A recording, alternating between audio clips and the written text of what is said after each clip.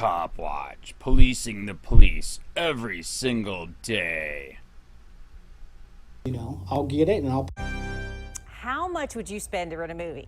Nowadays, a lot of people don't rent them at stores at all, but if you do, be sure to return them or it might cost you a lot more than you think. We got a call from a Claremore man today. He says he rented a movie 4 years ago and he forgot to return it. Now he's being threatened with a heavy fine and possibly jail time.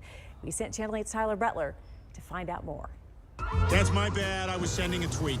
Universal Studios paid a lot of money for the movie Ted, but somewhere next in line has to be Lonnie Perry. I lived in Claremore at the time, and just regular weekday, you know, I went home from work and went in, rented a movie, and went home and watched it. He thinks the 2014 rental of Ted set him back about $5 to $6 at the time. Shortly after, he became homeless. So he threw all his things in a box and moved, that DVD included. And he'd completely forgotten that he never returned it until he got a call from the Rogers County DA and then a letter in the mail. As you can see, it's become a very expensive DVD in the past 4 years, $218.07. I just don't have that kind of money right off. You know, I'll get it and I'll pay it. I'll do what I have to do, you know, but I just think it could have went a different route. It could go a very different route if he doesn't pay up, a warrant for his arrest. We spoke with the store. They say they tried to get in touch with Lonnie several times, but they couldn't track him down. So they eventually passed it off to the Rogers County DA since it's more or less stolen property in their eyes. I understand the video place having to do what they've got to do, but there's other means of trying to get a hold of people without throwing the warrant. The store will get $19 for the movie and $25 for lost profits. The DA gets $174 as part of a state statute that deals with unreturned movies. So was Ted worth $218? No, it wasn't. It wasn't worth the $5 I rented it from. Nevertheless, he says unless something changes and he gets some leniency and forgiveness, he'll pay up. Tyler Butler, Tulsa's Channel 8.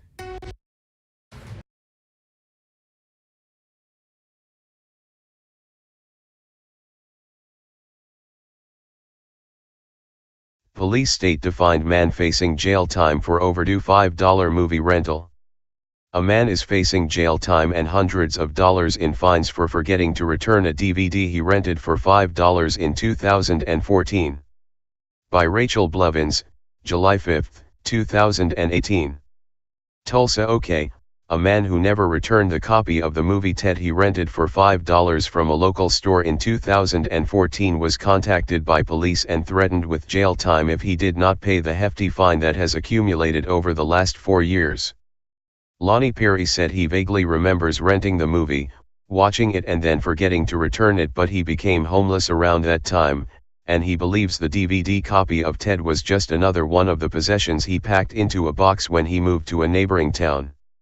The local store insisted that it tried to reach out to Perry multiple times, but when they could not contact him, they turned the case over to the Rogers County District Attorney's Office and listed the DVD as stolen property that must be returned.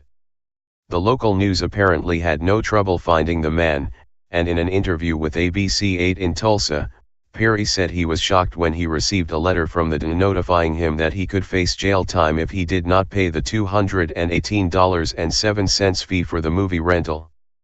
The fact that is even more incredible is that out of the money Perry owes, the movie store will only receive a small portion, $19 for the movie and $25 for lost profits, while the DA will receive $174 as part of a state statute that deals with unreturned movies, according to the report. I just don't have that kind of money right off. I'll get it, and I'll pay it. I'll do what I have to do. I just think it could have gone a different route, Perry said. I understand the video place having to do what they've got to do. There's other means of trying to get a hold of people without a warrant. In response to reports about the fines and jail time Perry was facing over a $5 movie rental, a local handyman company, Jeff of All Trades, stepped in and paid all of the fines Perry owed. Unfortunately, this is not the first time an incident like this has happened.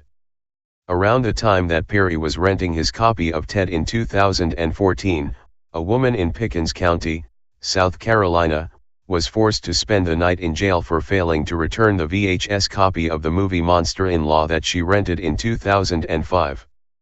The same treatment is also applied to library books, and as the Free Thought Project has reported, a couple in Tecumseh, Michigan, was treated like criminals after their daughter rented a set of books from the local library and failed to turn them back in for 8 months. Although the books were eventually returned, and the couple paid hundreds of dollars in late fees in an attempt to solve the matter, they were forced to appear in court in 2016, where they were both charged with larceny of rental equipment, and faced up to 93 days in jail and more than $500 in fines, all for late library books. In yet another case, a mother in Victoria, Texas, was notified in 2017 that she was also facing time in jail for late library books after she moved and did not receive any of the late notices from the library. She said she lost the books, but instead of simply facing a lost item fee of $21.75, the mother of 4 was informed that the fines have accumulated and she now owes $748.98 and she could spend time in jail if she does not pay the ransom.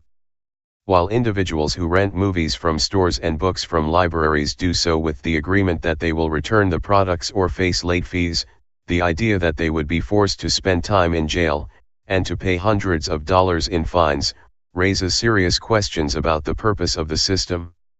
Is it really worth it to waste time, money, and resources searching for and prosecuting the mother who forgot to return her child's library book or the homeless man who lost a $5 DVD rental, when there are violent crimes to be investigated? Police use who may want to retaliate against him physically. Hey Charlotte County, this is Charlotte County COPWATCH, and I just wanted you to know that I am using this stuff under fair use. And also remember to like and subscribe this channel. Also too, keep in mind I do not make any money on YouTube. This is 5 hours work a day, you know, fighting for freedom. And you can donate with PayPal and Patreon. I just want you to think about this. If everybody gives to PayPal and Patreon, Patreon is every month. Actually, PayPal you can do every month.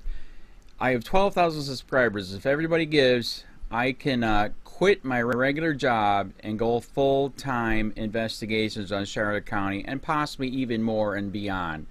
So just keep that in mind. If everybody helps out, I can go full-time doing this. Thanks.